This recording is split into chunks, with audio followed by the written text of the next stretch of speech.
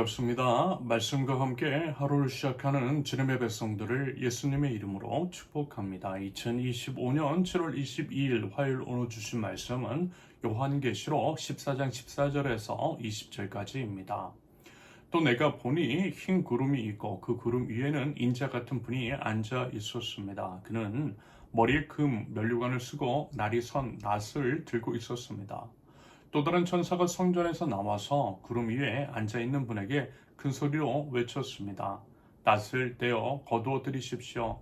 땅에 있는 곡식이 무르익어서 거두어 들일 때가 되었습니다.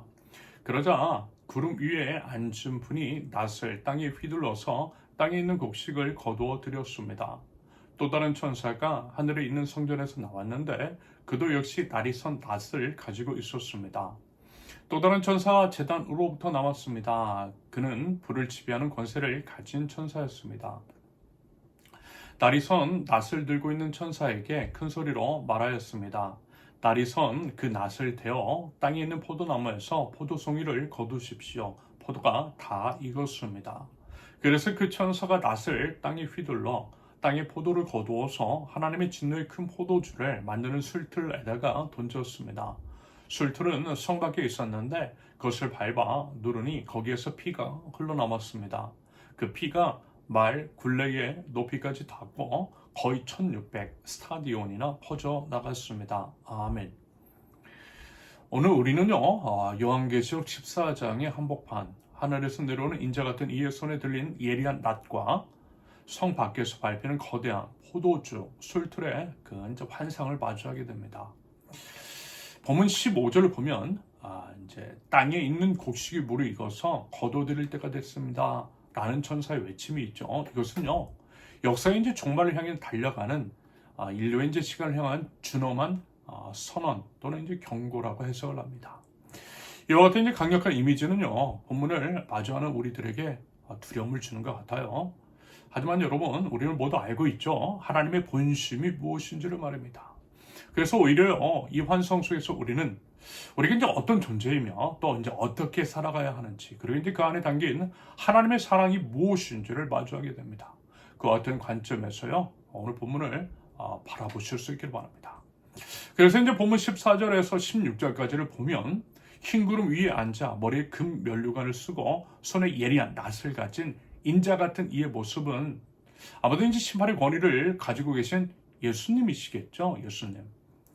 예수님께서는 땅에 무르익은 곡식을 거두신다라고 합니다. 여기서 이제 무르익는다라고 하는 것은 아마도 이제 생명의 충만함 혹은 성숙함을 의미하는 것 같습니다.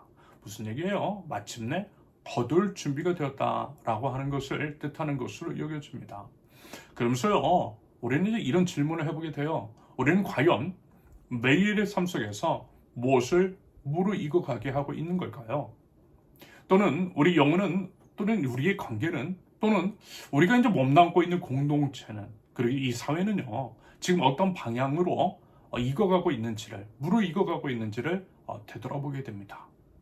탐욕과 이기심으로 굳어져가는 마음, 불의를 보고도 침묵하는 양심, 선택적 정의, 생명보다 물질을 숭배하는 이 사회 안에서 여러분, 우리는 과연요, 하늘의 낫으로 거두어질 익은 곡식으로, 다시 말해서 이제 성숙한 존재로 존재하고 있는지, 여러분 이 부분에 대한 성찰을 우리 함께 해보실 수 있기를 바랍니다.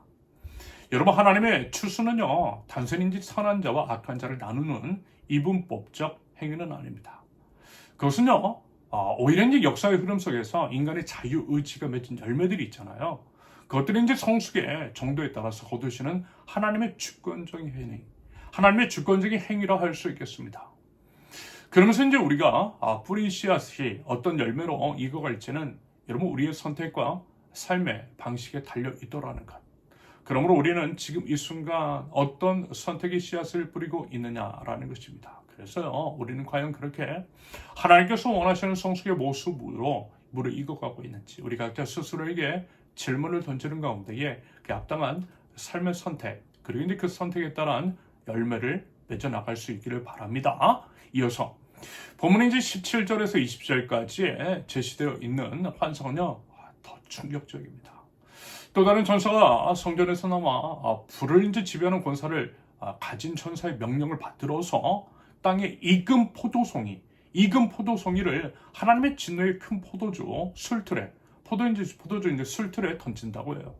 그리고 이제 그 틀을 성 밖에서 밟아 누르니까 피가 이제 말굴레의 높이까지 닿고 1600 스타디온이나 퍼져나갔다라고 합니다. 여러분, 한 스타디온이 300km라고 하니 어마어마하다라는 것입니다. 그러면 여러분, 여기서 이제 익은 포도는 과연 무엇을 상징하겠습니까? 앞에서 이제 말씀을 드린 익은 곡식이 생명의 성숙을 의미한다라고 한다면, 포도송이는요, 죄악의 충만함, 불의 이제 극심함을 상징한다라고 이제 그렇게 해석들을 합니다. 익은 곡식은 긍정적인 의미로, 익은 포도는 부정적인 의미로 사용되고 있다라는 거예요. 아무튼 역사 속에서 인간의 죄악은 마치 포도송이처럼 녹는 것 같지요. 그 결과는 뭐예요? 피 흘림과 고통이었습니다. 그러면서 이 피는 단순히 심판을 받는 자들만의 피는 아니라는 것. 그것은요, 인류 역사가 쌓은 모든 폭력과 억압, 착취와 사력으로 인해 흘려진 무고한 피라고도 할 수 있겠습니다. 그러므로 하나님의 포도주 틀 심판은 이런 모든 불의의 역사를 끝내시겠다라는 의미일 수 있겠습니다. 죄악의 열매를 철저히 밟아 부수시는 하나님의 준엄한 공의를 보여주고 있는 상징적인 표현을 할 수 있겠다라는 거죠. 그래서 이것은 결국 뭐예요? 하나님의 진노라는 것이 왜곡된 것을 바로잡고 억눌린 것을 해방시키며 마침내 깨어진 세상을 회복시키기 위한 하나님의 사랑으로 해석이 가능할 것입니다. 더불어 이 심판을 통해 비로소 하나님의 정의가 강물처럼 흐르고 평화가 샘물처럼 솟아나는 새 하늘과 새 땅에 기반이 놓인다라는 것입니다. 이와 같은 과정을 통해 하나님 나라의 회복이 일어나게 된다라는 의미겠죠. 여러분, 이제 재차 말씀을 드리지만요, 요한계시록의 환상은 그저 먼 미래의 종말론적인 사건만을 이야기하는 것이 아니더라는 것. 여러분, 그것은 바로 오늘 지금 우리가 살아가는 이 순간의 삶이 곧 추수와 심판의 시간임을 깨닫게 하고 있습니다. 그것을 깨달아 우리는 우리의 삶을 점검하고 하나님 나라 백성으로서의 거룩을 회복해야만 할 것입니다. 그러면서요, 뭐라고요? 우리 이제 작은 행동 하나하나가 역사의 큰 흐름 속에서 의미를 가지고 있더라는 것. 그러므로 우리는 오늘도 이제 소망을 잃지 않아야겠죠.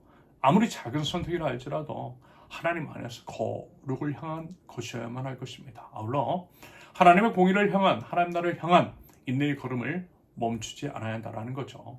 그럼으로써 우리 모두가 하나님께서 보시기에 아름답게 익어갈 수 있기를 바랍니다. 그래서 마침내 그토록 이제 바라고 원하는 하나님의 나라가 이 땅에 온전히 임하는 그날을 우리 함께 기쁨으로 맞이할 수 있기를 예수님의 이름으로 축원합니다. 함께 기도합니다.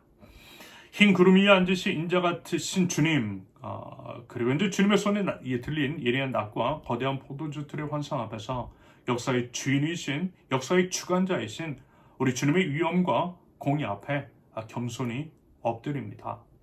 하나님 나라 백성으로서 저희 각자가 주님 안에서 날마다 영적으로 성숙하게 하옵소서.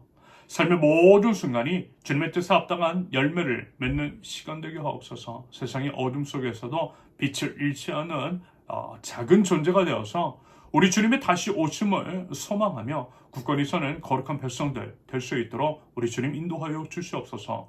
모든 것이 주님의 손 안에 있는 줄로 믿습니다. 저희의 삶을 주님께 온전히 의탁합니다. 주님, 연약한 저희를 붙들어 주시고 마침내 하나님의 나라가 이 땅에 온전히 임할 것을 소망하며 예수님의 이름으로 기도합니다. 아멘. 하나님께서 오늘 주신 말씀과 각자의 기도 제목을 놓고 우리 잠시 기도합니다.